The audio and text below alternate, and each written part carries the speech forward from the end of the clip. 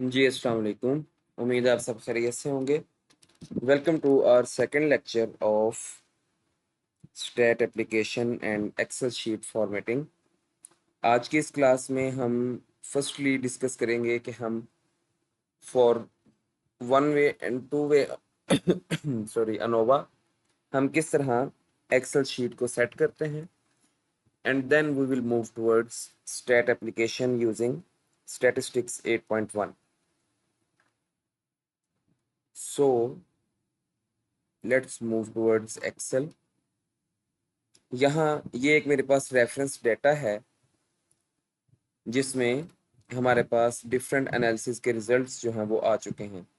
This data is not accurate और it could be totally wrong. Just ये एक you can say self made data है for the sake of understanding about Excel sheet formatting and later on stat application. तो इसमें सबसे पहली चीज़ कि वन वे और two way ANOVA basically difference क्या है। जब हम किसी एक पैरामीटर का किसी एक आप कह लें हमारे ट्रीटमेंट के ऊपर कंडीशन के अकॉर्डिंग इफेक्ट चेक कर रहे हैं तो तब वन वे अनोवा अप्लाई होता है। और अगर हम दो पैरामीटर्स का इफेक्ट चेक कर रहे हैं तो टू वे अनोवा अप्लाई होगा। By parameters I mean like हम फूड प्रोडक्ट्स की बात करें या फूड टेक्नोलॉजी की स्पेसिफिकली बात करें तो at first basic work is of product development.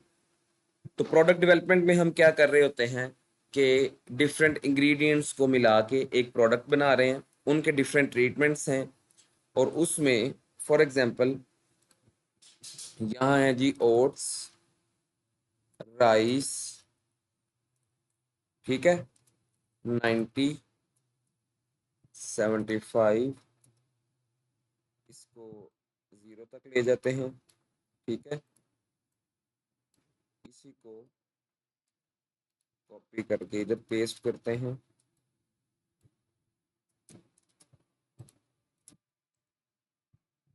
तो ये हमारा हो जाएगा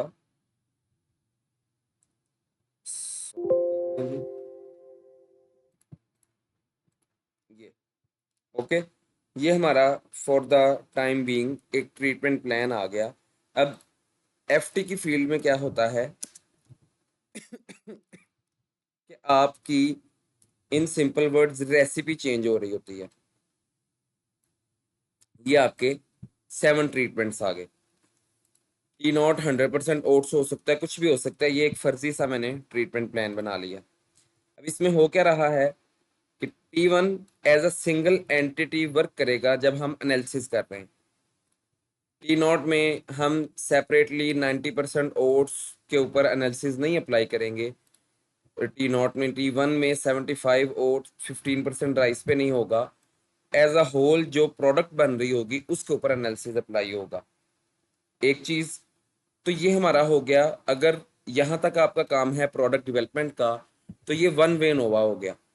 अगर हम इसके साथ ऐड कर देते हैं स्टोरेज स्टडी के ये जो ट्रीटमेंट हैं, एक तो इसके ऊपर इफेक्ट आया, फॉर एग्जांपल ये कप केक मैंने बनाए या मैंने कोई एनर्जी बार बनाया, कुछ भी था, तो वो एनर्जी बार इट सेल्फ उसको हम कंसीडर करते हैं कि वो ट्रीटमेंट है। तो उस ट्रीटमेंट में हमने डिफरेंस क्या लिया, एक्सेप्ट ऑल अदर इंग्रेडिएंट्स, हमने ओट्स और राइस की अमाउंट वेरी कर दी। तो टी नॉट में वो वेरी हुई, T2 में, T3 में, हर एक में वेरिएशन जो है वो डिफरेंट है। उसका डिफरेंस आपस में जो है वो सेम है, मतलब वेरिएशन हो रही है लेकिन आपस में लाइक T1 में अगर ओट 75 है तो उसमें 60, इन बिटवीन डिफरेंस जो है वो इक्वल है। तो अभी के लिए इफेक्ट आ रहा था इसके ऊपर रेसिपी का, एक पैरामीटर का। साथ ही हमने स्टोरेज स्टडी ऐड कर दी। फॉर एग्जांपल यहाँ मैं लिख देता हूँ रेसिपी, ये रेसिपी का इफेक्ट था। इस तरफ मैं इसके ऊपर ले आता हूँ जी स्टोरेज। अब वो स्टोरेज क्या हो सकती है, 0 days, 15 days, 30 days। ओके, तो अब ये दो पैरामीटर्स आ गए, एक आ गए स्टोरेज, एक आ गए रेसिपी। दो का इफेक्ट जब हम देख रहे हैं तो तब टू वे नोवा अप्लाई होगा। क्यों? क्योंकि टी नॉट इट सेल्फ एक प्रोडक्ट है, एक कप केक आ गया, अब उसमें मैंने अमाउंट वेरी की तो उसमें डेफिनेटली डिफरेंस आएगा। मॉइस्चर कंटेंट बढ़ सकता है, कम हो सकता है, उसकी जो स्पॉन्जी नेचर है वो इफेक्ट हो सकती है। इट इज़ पॉसिबल कि वो फूले ही ना बेक होते हुए, ठीक है, वो पफ ही ना करे, या उसका क्रस्ट हार्ड हो जाए, क्रम्ब हार्ड हो जाए। There are so many options जिसमें से कोई भी पॉसिबिलिटी बन के सामने आ सकता है। Then we are keeping it for 1 month। तो उसमें आप किसी भी स्टोरेज कंडीशन में रखें, अनटिल अनलेस के वो एयर पैक है या उसको आपने स्मार्ट पैकेजिंग में रखा हुआ है, तो उसमें चेंजेस आएंगे। With the passage of time bakery product जो है वो मॉइस्चर गेन करती है, तो जो मॉइस्चर आपका 0 डे पे होगा वो 15 डे पे नहीं होगा, जो 15 डे पे होगा वो 30 डे पे नहीं होगा। सेम गोज फॉर ट्रीटमेंट के ओट्स जो हैं, अगर वो ज़्यादा हैं तो इट इज़ पॉसिबल कि मॉइस्चर पहले ही ज़्यादा हो, तो ये वाली ज़्यादा जल्दी ख़राब हो जाए with in this period of 1 month, और जो लास्ट वाली है वो ना हो due to presence of rice के। फॉर द टाइम बिंग हम कंसीडर करते हैं कि राइस में मॉइस्चर नहीं है। तो इस तरह दो इफेक्ट आ रहे हैं, एक रेसिपी का आ रहा है, दूसरा ट्रीटमेंट का आ रहा है। तो इस वजह से हम टू वे एनोवा अप्लाई करते हैं विच enables us to calculate the individual effect and also to study the uh, compound effect या combine effect of these parameters। तो अब हम इसको फर्दर एक्सटेंड करते हैं अपनी डिस्कशन को टुवर्ड्स एक्सेल शीट सेटिंग। अब जी, मेरी जो भी प्रोडक्ट थी उसके ऊपर मैंने ये टीपीसी का एक एक्सपेरिमेंट परफॉर्म किया। अगर प्रोडक्ट इतनी ही है, मतलब कि काम आपका यू कैन से प्रोडक्ट डेवलपमेंट तक ही है, तो यही आपकी एक्सेल शीट है, ठीक। लेकिन अगर ट्रीटमेंट प्लान की तरफ हम, सॉरी, स्टोरेज स्टडी की तरफ जाते हैं, उसमें डिफरेंस आएगा, उसको भी हम बाद में डिस्कस करते हैं। टू वे नोवा की अगर बात की जाए तो उसमें क्योंकि हमारे पास आ जाती है स्टोरेज स्टडी, तो उसमें हमें यहाँ एक स्टोरेज का ऐड करना पड़ता है कॉलम। वो किस तरह ऐड होगा, उसके लिए हम शीट एक नई बना लेते हैं, ट्रीटमेंट्स, स्टोरेज कह लें, ड्यूरेशन कह लें, जो मर्जी कह लें, एंड देन जो भी आपका एनालिसिस है, टीपीपी है, टीएफसी है, तो वो आ गया। अब मैं डाटा उठा के लाता हूँ टीएफसी का, control C, new sheet, control V, data आ गया आपका इधर, ड्यूरेशन। अब अभी के लिए मैं तो ये सेम डाटा यूज करूंगा for further analysis and stat application, but आपका डाटा जो है वो वेरी करेगा with every change in duration. तो हमारी ड्यूरेशन स्टार्ट हो रही है जी 0 डेज से। यहाँ अगर आप नोट करें तो आपका हर ट्रीटमेंट रेप्लिकेट कर रहा है 3 times, एंड अगेन आपके जितने भी ट्रीटमेंट्स हैं वो एनलिस्टेड हैं, यहाँ 4 तक है, मतलब कि टोटल 5 ट्रीटमेंट्स हैं। तो इसको हम कॉपी करते हैं, हमारी storage study for the time being हम कंसीडर कर रहे हैं 1 month की। तो उसके लिए क्या होगा, जितने नंबर ऑफ ट्रीटमेंट्स हैं उन्हीं के ऊपर आप सेम एनालिसिस जो आपने सिनॉप्सिस में मेंशन किए थे रिपीट करते हैं with that interval of time, according to that interval of time 0, then आ जाएगा 15, इसको भी हम कॉपी कर लेते हैं, एंड देन 30। तो ये आ गया जी हमारी स्टैट फाइल।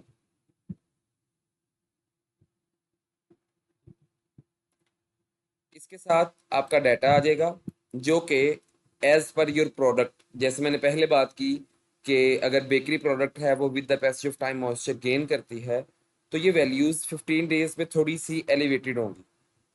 अगर यहाँ 108 है तो यहाँ 118 हो सकता है, 112 हो सकता है, it could be anything. But वो जो भी आप डाटा कर रहे हैं, चाहे खुद बना रहे हैं, चाहे कहीं से उसको परफॉर्म करके लिख रहे हैं, चाहे किसी रेफरेंस आर्टिकल से ले रहे हैं, तो उसका ट्रेंड आपको बड़े अच्छे तरीके से स्टडी करके उसकी सारी निटी ग्रिटी डिटेल्स जो हैं उनको एनालाइज करके तो वो आपको बनाना चाहिए और बनाना पड़ेगा, ताकि आपकी जो रिसर्च है और स्ट्रैट एप्लीकेशन है वो जस्टिफाइबल हो। तो ये हमारी एक जो है वो शीट रेडी हो गई फॉर टीएफसी एनालिसिस। ये हो गई जी टू वे एनोवा के लिए। अब इसमें मैंने जो आपको लास्ट लेक्चर में एक मास्टर फाइल दिखाई, उसमें फाइल थी जिसमें हर एनालिसिस को सेपरेटली एनालिस्ट किया गया था, एंड देन एक मास्टर फाइल थी जिसमें मैंने सारे एनालिसिस वन गो में लिखे हुए थे। तो उसका क्या रीज़न था वो मैं आपको अभी बताता हूँ। पहले मैं आपको एक दफ़ा फिर वो फाइल दिखा लूँ।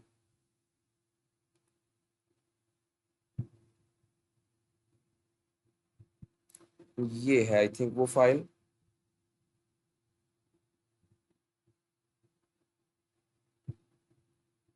जी, ये आगे जी सारे analysis, and then this is the master sheet.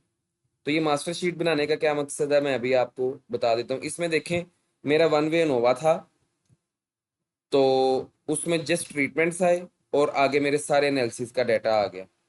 ठीक है। अगर मेरा टू वे एनोवा होता तो यहाँ ट्रीटमेंट्स के बाद एक कॉलम में ऐड करता, सॉरी ट्रीटमेंट्स के बाद,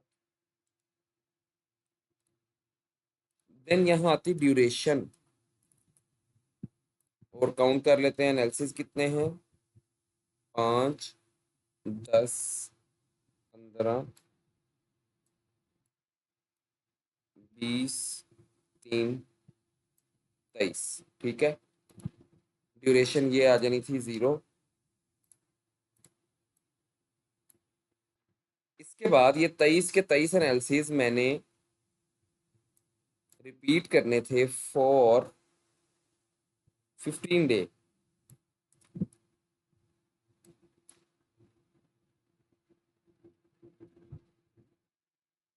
इधर इसको कॉपी कर लेते हैं, 1 टाइम, सेकेंड टाइम,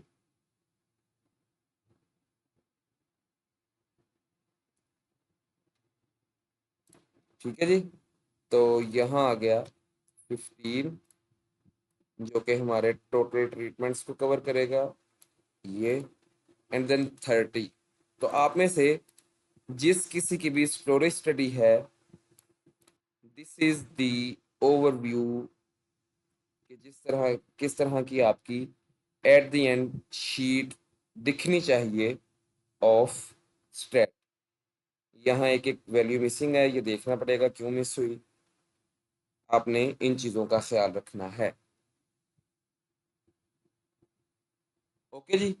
अब हम चलते हैं सॉफ्टवेयर की तरफ और उसको देखते हैं उसमें स्ट्रैट एप्लीकेशन कैसे होगी for one way and two way Nova. Later on उससे नेक्स्ट वीडियो में उसके डाटा की फॉर्मेटिंग को हम देखेंगे। जी, तो ये है बेसिक इंटरफेस ऑफ स्टैटिस्टिक्स 8.1। क्यों यूज़ कर रहा हूँ मैं यही टूल, और क्यों मैं अभी के लिए SPSS, मिनी टैब या कोई और एडवांस टूल यूज़ नहीं कर रहा।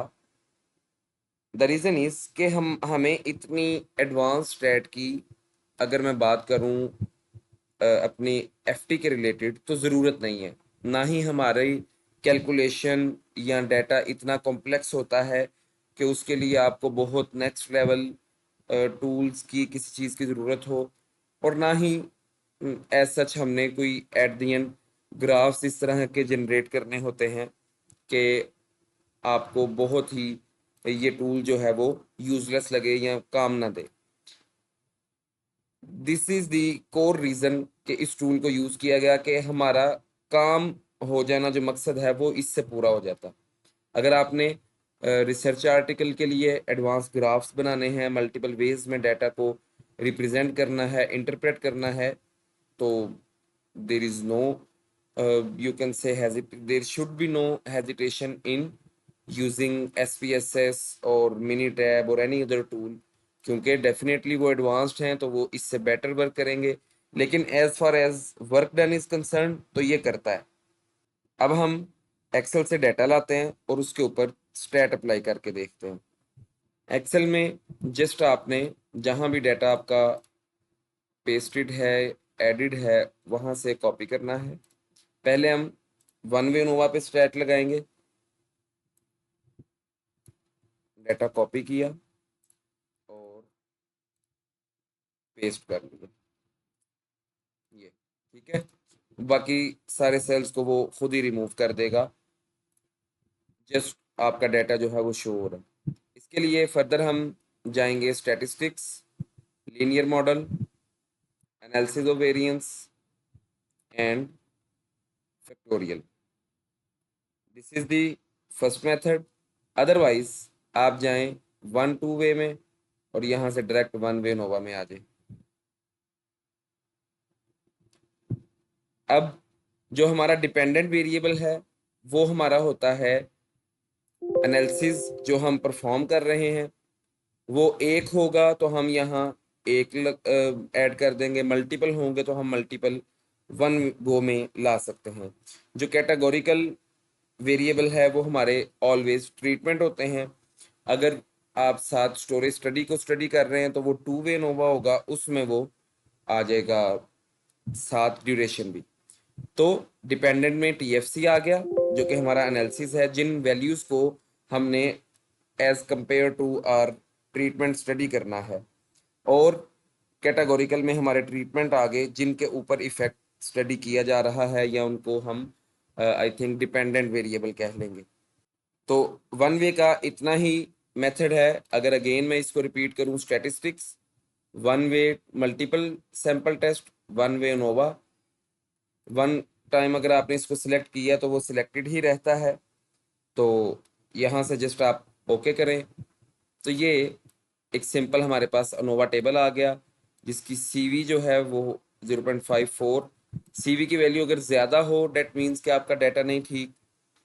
पी 0.5 0.05 से ज़्यादा हो या 0.1 से ज़्यादा हो तो डाटा आपका नॉन सिग्निफिकेंट होता है। तो ये 0 0 है, डेट मीन्स के हमारा डाटा हाईली सिग्निफिकेंट है। और ये एफ वैल्यू भी शो करती है, अगर ये हंड्रेड्स की रेंज तक है तो डाटा सिग्निफिकेंट है, but if it is in thousands that means के डाटा हमारा हाईली हाईली सिग्निफिकेंट है। उसकी भी मैं अभी आपको रीज़न बताऊंगा कि वो क्यों इस तरह आता है, इसको हम एड्रेस किस तरह कर सकते हैं, एडजस्ट किस तरह कर सकते हैं।